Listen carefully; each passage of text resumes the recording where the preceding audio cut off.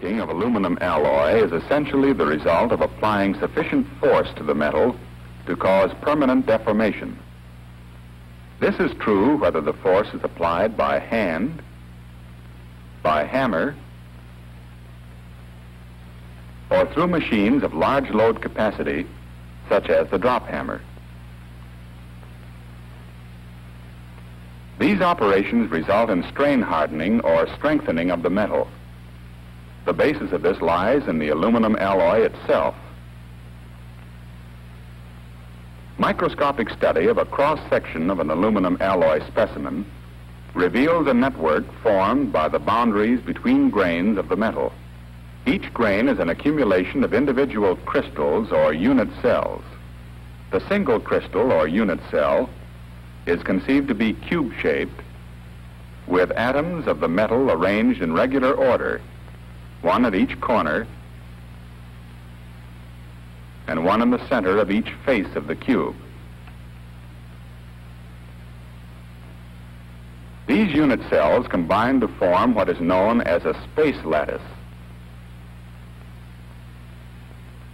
Within the space lattice, metal atoms exist in families of parallel planes with definite spacings between the planes.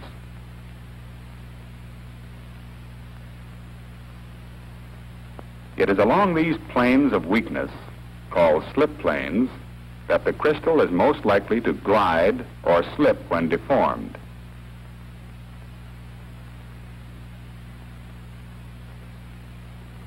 These are important slip planes, along which movement may take place in the aluminum crystal. Through such movement, a crystal may undergo two types of deformation. The first is called elastic deformation. When small external forces are applied to the crystal, atoms on the lattice are moved slightly from their normal positions and the lattice structure is skewed.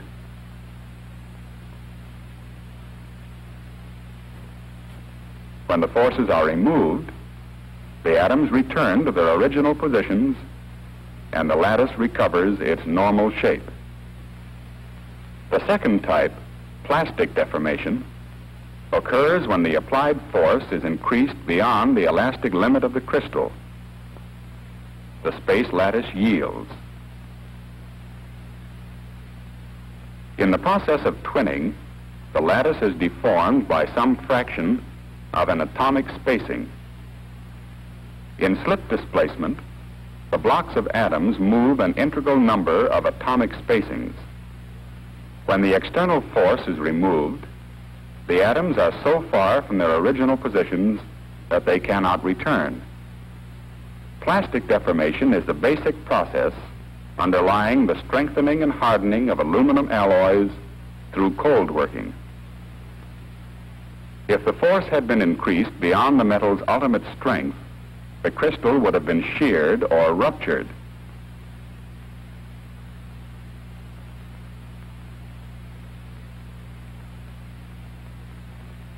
In sliding over each other in plastic deformation, the crystal blocks rotate, causing the crystal to become elongated.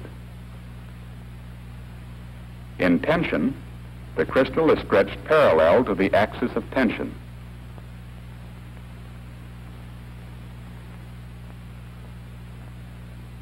In compression, the crystal is stretched perpendicular to the axis of compression.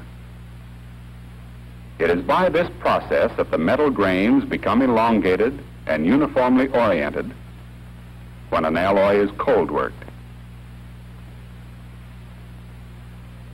Essentially the same action is involved in the plastic deformation of the polycrystalline grains composing an alloy specimen. Before deformation, these grains are randomly oriented, and the slip planes for each grain are lined up in different directions.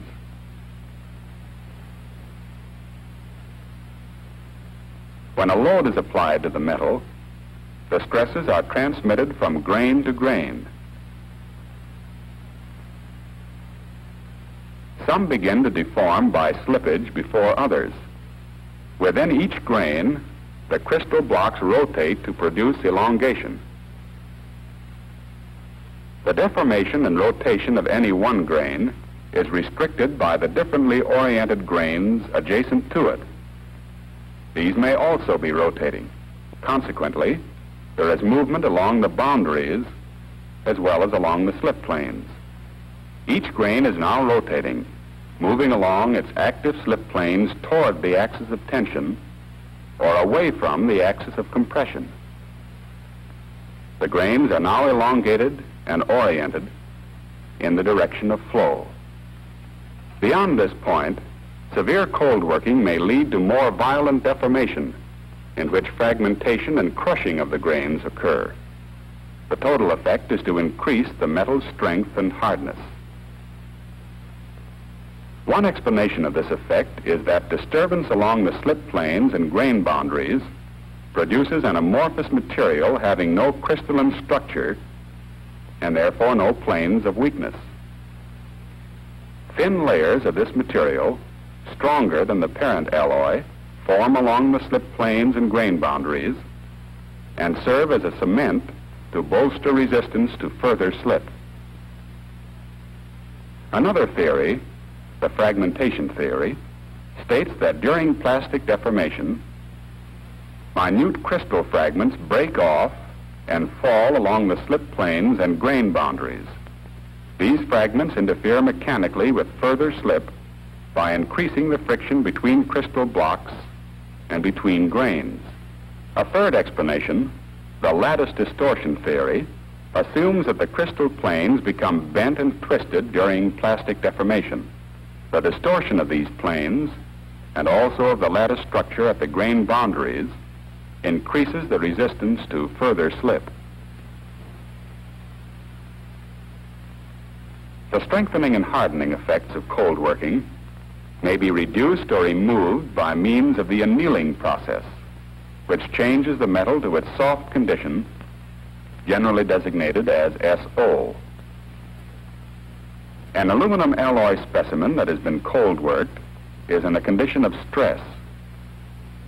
In the annealing of a strain-hardened alloy, heat is applied to the metal. The initial effect is a partial removal of the stresses caused by cold working. At this point, grain size and shape remain unchanged. When the temperature is raised to a point called the recrystallization temperature, nuclei of new grains are formed from the fragments and crushed particles of the original grains. As the metal is heated above the recrystallization temperature, but below the melting point, these stress-free crystal nuclei grow into new equiaxed grains by merging with the other nuclei and by accretion of material from the surrounding stressed metal. At elevated temperatures, the new grains may become quite large. The alloy is now in its annealed or soft condition.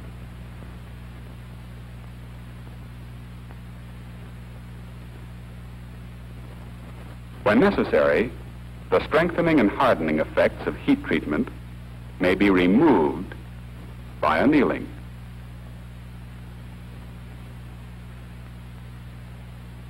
The solution heat treatment of an aluminum alloy such as 24S involves the further dispersion of the alloying element throughout the aluminum in minute particles and, following a rapid quench, the precipitation out of solution of some of the copper in the form of fine submicroscopic particles of copper aluminum compound. In the annealing of a heat-treated alloy, the metal is heated at temperatures below the heat-treating range.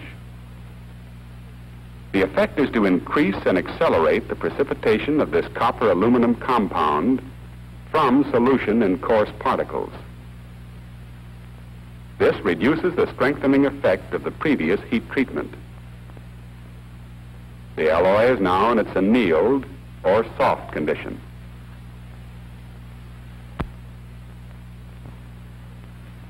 Cold working or strain hardening operations may be undertaken for two purposes. First, to improve the physical properties of an alloy, cold rolling and stretching processes are generally employed. The second purpose of cold working is to form parts from alloys with strain hardening resulting from the operation. This involves such processes as bending, hammering, hydropress forming, stretch forming, drop hammering, and deep drawing. A pair of oppositely driven cylindrical rolls is the mechanical basis of the cold rolling process. A series of such pairs of rolls is used, the roll opening of each pair becoming progressively smaller.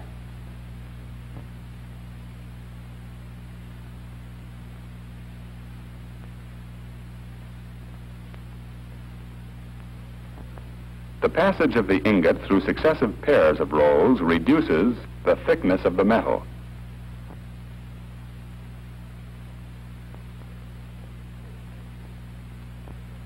In the process of cold rolling, the equiax grains are flattened and elongated.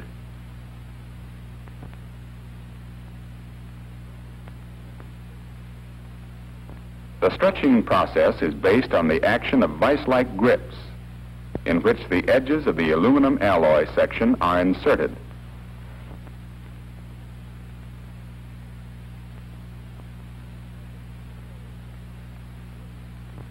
As the tensile load is applied through the grips, the metal is stretched, the equiax grains becoming elongated and oriented in the direction of the applied load.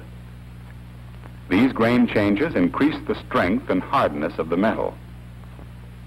For example, strain hardening caused by rolling or stretching a specimen of aluminum alloy 52S might increase the alloy's tensile strength from 29,000 pounds per square inch to 41,000 pounds per square inch, and raise the metal's Rockwell hardness number from H88 to H103. The primary function of the various forming methods is to convert the aluminum alloys into desired shapes. Strain hardening accompanies these cold working operations, and in extreme cases, annealing between operations may become necessary.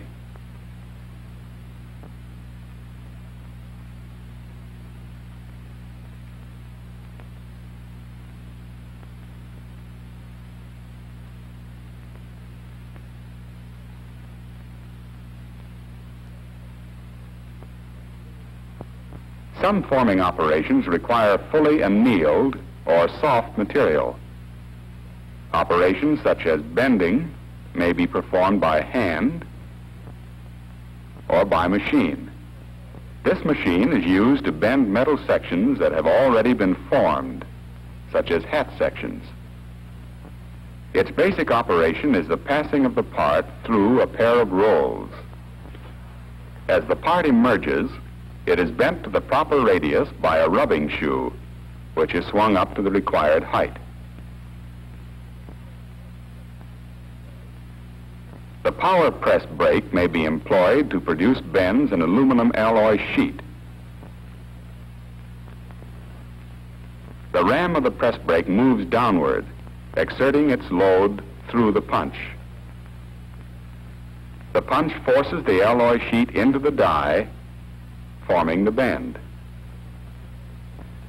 Stretch press forming of aluminum alloy sheets is designed chiefly for the fabrication of parts with double curvatures. In stretch press forming, the opposite ends of a section of aluminum sheet are inserted into clamps. The die, located on a table midway between the clamps, moves upward, contacts the alloy sheet, and stretches it beyond the metal's elastic limit. The sheet is now plastically deformed to the shape of the die. Hammering is another forming method that may be done either by hand or with the use of automatic devices. The process of drop hammering capable of handling large parts and forming severe shapes with compound curvatures, may be performed with a rope-operated hammer or a pneumatic hammer. Hydraulic hammers are also used, but less extensively than either of the other two types. A desired part may be formed by a single blow of the hammer, the alloy sheet being shaped by pressure between the mated punch and die.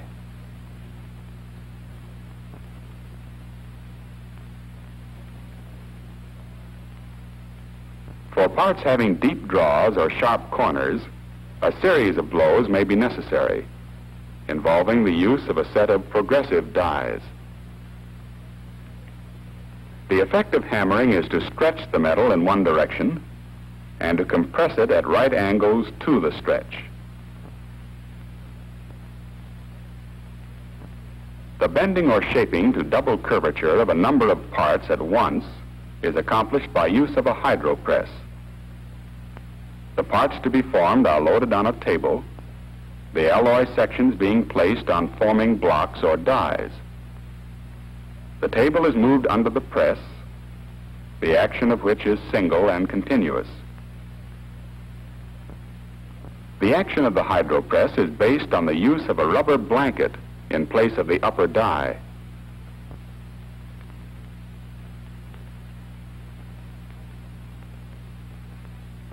When it is brought down upon the loaded table, the rubber pad transmits pressure in a fluid-like manner, forcing the metal to the shape of the dies.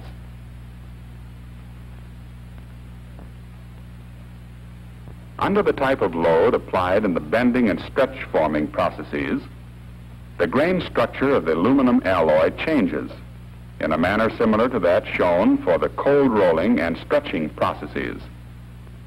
The grains rotate along the active slip planes and become elongated, and the metal is strain hardened. The cold working involved in the hammering, hydropress forming, drop hammering, and deep drawing operations results in grain rotation and elongation. But since the plastic deformation is generally more severe, fragmentation and crushing of the grains also occur.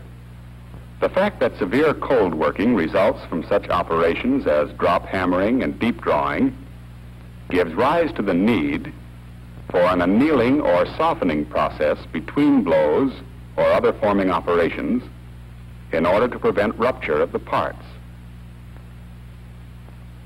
In order to remove the effects of cold working and to soften the alloy for further forming operations, the strain-hardened alloy is annealed in an air furnace. Annealing is done at approximately 650 degrees Fahrenheit, and its effects are almost instantaneous. Annealing first relieves the internal stresses caused by cold working.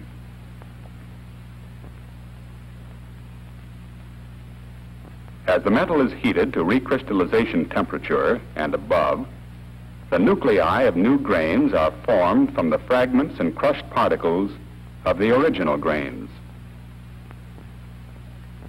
These nuclei may merge with other fractured particles or with portions of the original grains, growing into new stress-free grains. The metal is now annealed and in a soft condition for further forming.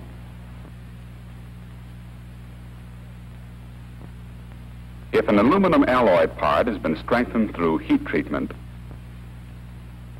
and then strain hardened in the course of a forming operation,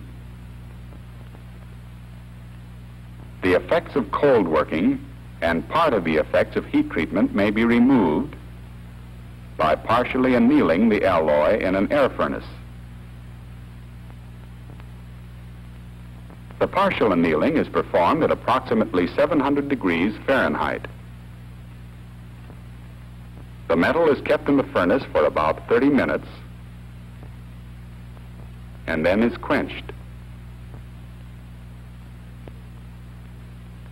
The first internal change in the partial annealing is a relief of the cold work stressed grains and the recrystallization of the metal into new stress-free grains.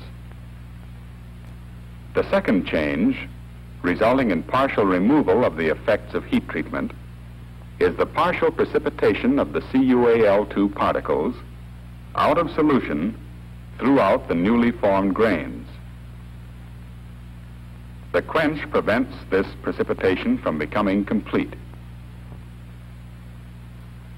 Full annealing to remove the effects of both cold working and heat treatment, or of heat treatment alone, is accomplished by heating at approximately 800 degrees Fahrenheit for from 1 to 2 hours. The alloy parts are then allowed to cool slowly in the furnace. Once more, the first internal change is that of recrystallization, removing the effects of any cold working that may have been present. But this time, in the second change, most of the CuAl2 is precipitated out of solution in the form of coarse particles. The metal is now in the annealed or soft condition. Remember that in cold working, the physical properties of an aluminum alloy are affected by the deformation of the alloy grains. But in heat treatment, control of the physical properties is achieved by controlling the size and distribution of the particles of the alloy constituents. This is accomplished by solution heat treatment, age hardening, and annealing.